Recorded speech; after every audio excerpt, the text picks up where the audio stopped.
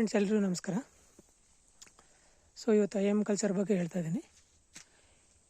IM culture ಇದೆಯಲ್ಲ, ಇದು combination of NPK bacteria ಮತ್ತು ಫಂಗಿ ಮತ್ತು ಫಂಗಿಸೈಡ್, ಗುಡ್ ಫಂಗಿ ಮತ್ತು ಫಂಗಿಸೈಡು ಮತ್ತು ಬಯೋಪೆಸ್ಟಿಸೈಡ್ ಅಂತ ಹೇಳ್ಬೋದು. ಸೊ ಇದರಲ್ಲಿ ಮೇಯ್ನಾಗಿ 15 ಸೆಲೆಕ್ಟೆಡ್ ಮೈಕ್ರೋಬ್ಸ್.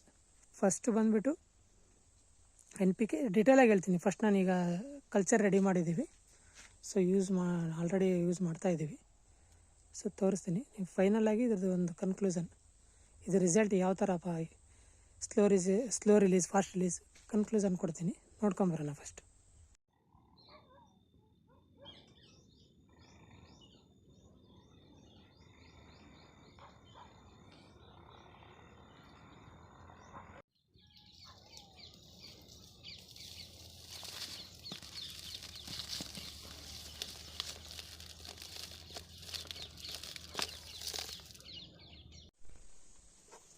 ನೋಡಿ, IM ಮೈಕ್ರೋಬ್ಸ್ ಎಲ್ಲ ನಾವು ಇನ್ಕ್ಲೂಡ್ ಮಾಡಿ ಬಾಳೆಹಣ್ಣು ಹಾಕಿದ್ವಿ.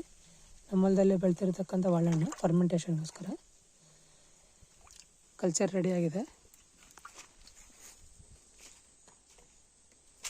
ನಾವು ಸೆಕೆಂಡ್ ಪ್ಲ್ಯಾಂಟ್ ಬಿಟ್ಟಿರೋದ್ರಿಂದ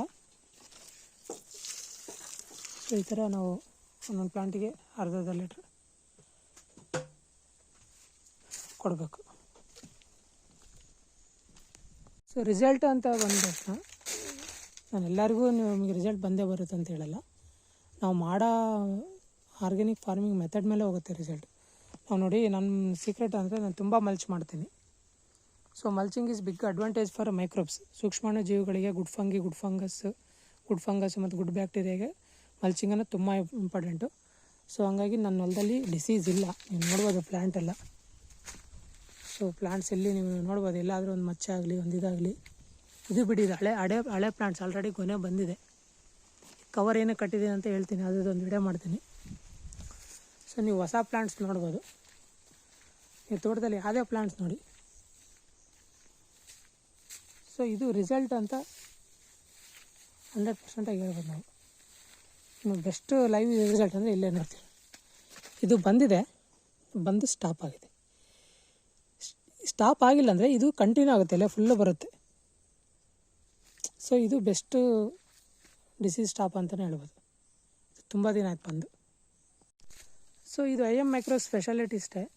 ಸೆಲೆಕ್ಟೆಡ್ ಮೈಕ್ರೋಬ್ಸ್ ಮಾಡಿರ್ತಾರೆ. ಎಸ್ಪೆಷಲಿ ಬ್ಯಾಸಿಲಸ್ ಸೀರೀಸ್ ತುಂಬ ಸೆಲೆಕ್ಟ್ ಮಾಡಿರ್ತಾರೆ. Root and shoot promoting bacillus series ಹಾಕಿರ್ತಾರೆ ಇದರಲ್ಲಿ. ನೀವು ಬ್ಯಾಸಿಲಸ್ ಅಂತ ಕೇಳಿದರೆ, ಬ್ಯಾಸಿಲಸ್ ಸಬ್ಸ್ಟಿಸ್ ಅಂತ ಒಂದು ಫಂಗಿಸೈಡ್ ನಾನು ಯಾವಾಗಲೂ ರೆಫರ್ ಮಾಡ್ತಾ ಇರ್ತೀನಿ.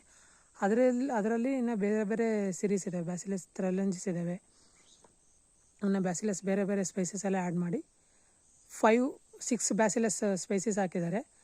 5 NPK ಅಂದರೆ ನಿಮಗೆ ಅಸಿಟೋಬ್ಯಾಕ್ಟೀರಿಯಾ, ಫಾಸ್ಫರಸ್ ಸಾಲ್ಬ್ಲೈಸಿಂಗ್ ಬ್ಯಾಕ್ಟೀರಿಯಾ, ಪೊಟ್ಯಾಶ್ ಬ್ಯಾಕ್ಟೀರಿಯಾ, ಇದು ಎಲ್ಲ, ಮತ್ತು ಮೈಕ್ರೋನ್ಯೂಟ್ರಿಯೆಂಟ್ ಸಾಲ್ಬ್ಲೈಸಿಂಗ್ ಬ್ಯಾಕ್ಟೀರಿಯಾ. ಸೊ ಇವು 5 ಆದವು. ಅಲ್ಲಿಗೆ 6, 5, 11. ಮತ್ತು VBM ವರ್ಟಿಸಿಲಮ್ ಬವೇರಿಯಾ ಮೆಟ್ರೈಸಮ್ ಆ್ಯಡ್ ಮಾಡಿದ್ದಾರೆ. ಆಮೇಲೆ ಟ್ರೈಕೋಡರ್ಮಾ ಸೀರೀಸ್, ಟ್ರೈಕೋಡರ್ಮಾ ಸುಡೋಮನಸ್ ಆ್ಯಡ್ ಮಾಡಿದ್ದಾರೆ. ಇನ್ನೊಂದು ಮೇಯ್ನಾಗಿ ಇದರಲ್ಲಿ ಮೈಕೋರೈಸಾ ಆ್ಯಡ್ ಮಾಡಿದ್ದಾರೆ. ಭಾಳ ಕಡೆ ನಾನು ಹೇಳಿದ್ದೀನಿ, ಭಾಳ ಕಡೆ ಕೇಳಿರ್ತೀರ. ಮೈಕೋರೈಸಾ,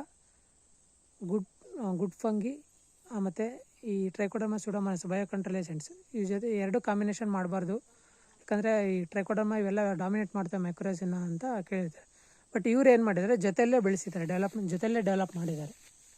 ಸೊ ಹಂಗಾಗಿ ಆಮೇಲೆ ಇದು ನಿಮಗೆ ರಿಸಲ್ಟ್ ನಾನು ವಿಡಿಯೋ ನೋಡಿದ್ನಲ್ಲ, ನಮ್ಮ ಹೊಲದಲ್ಲಿ ಒಂದು ರೋಗ ಇಲ್ಲ. ನಾನು ರೆಗ್ಯುಲರಾಗಿ ಕಲ್ಚರ್ಸ್ ಬಳಸ್ತಾ ಇರ್ತೀನಿ. ಇದು ಒಂದು ಅಡ್ವಾಂಟೇಜು.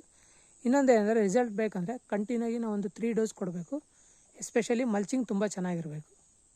ಮಲ್ಚಿಂಗ್ ಇರಬೇಕು, ಗ್ರೀನ್ ಮ್ಯಾನ್ಯೂರ್ ಮಾಡಿರಬೇಕು. ಮುಂಚೆ ಎಲ್ಲ ಕೊಟ್ಟಿಗೆ ಗೊಬ್ಬರ ಎಲ್ಲ ಜಾಸ್ತಿ ಕೊಟ್ಟು ನಾವು ಈ ಥರ ಕಲ್ಚರ್ಸ್ ಯೂಸ್ ಮಾಡಿದರೆ 100ಕ್ಕೆ 100 ರಿಸಲ್ಟ್ ಬರುತ್ತೆ. ಆಮೇಲೆ ಒಂದು ಅಟೆಂಪ್ಟಲ್ಲಿ ಯಾವ ಕಲ್ಚರು ರಿಸಲ್ಟ್ ಬರೋಲ್ಲ. IM microbes 3 dose per crop from beginning. ಈ ಥರ ನೀವು ಯೂಸ್ ಮಾಡಿದರೆ ನಿಮಗೆ ಎಕ್ಸಲೆಂಟಾಗಿ ಇಳುವರಿ ಬರೋದಲ್ದೇ ರೋಗ ಬೈ ಡಿಫಾಲ್ಟಾಗಿ ಕಂಟ್ರೋಲ್ ಆಗುತ್ತೆ. ನನ್ನ ತೋಟದ ಫ್ಲಾಟ್ ನೋಡಿದ್ರಲ್ಲ, ಎಕ್ಸಾಂಪಲ್ ನನ್ನ ತೋಟದ ಫ್ಲಾಟೇ ನಿಮಗೆ ರೋಗ ಯಾವ ಥರ ಕಂಟ್ರೋಲ್ ಆಗಿರುತ್ತೆ ಅಂತ. ಸೊ IM ಮೈಕ್ರೋಬ್ಸ್ ಯೂಸ್ ಮಾಡಿ, ಬಿಗಿನಿಂಗಿಂದ ಯೂಸ್ ಮಾಡಿ, ನಿಮಗೆ ಒಂದು ರಿಸಲ್ಟ್ ಬರುತ್ತೆ. ಕಂಟಿನ್ಯೂಟಿ ಇರಲಿ ಯಾವುದೇ ಕಲ್ಚರ್ ಯೂಸ್ ಮಾಡ್ಬೇಕಾದ್ರೆ. ಸೊ ಪ್ರತಿ ಮಂತ್ ಕೊಡೋ ಅವಶ್ಯಕತೆ ಇರೋಲ್ಲ. 1 ಮಂತ್ IM ಮೈಕ್ರೋಬ್ಸ್, 1 ಮಂತ್ ನಮಗೆ ಮೈಕೋರೈಸಾ, ಈ ಫೆನಿಸಿಲಿಯಮ್, ಗುಡ್ ಫಂಗಿ, ಗುಡ್ ಬ್ಯಾಕ್ಟೀರಿಯಾ, ಈ ಥರ ನಾವು ಒಂದು ರೊಟೇಷನ್ನಾಗಿ ಕೊಟ್ಟರೆ ಸಾಕು. ಖಂಡಿತ ರಿಸಲ್ಟ್ ಬರುತ್ತೆ, ಖಂಡಿತ ರಿಸಲ್ಟ್ ಚೆನ್ನಾಗಿರುತ್ತೆ. ತುಂಬ ಧನ್ಯವಾದಗಳು.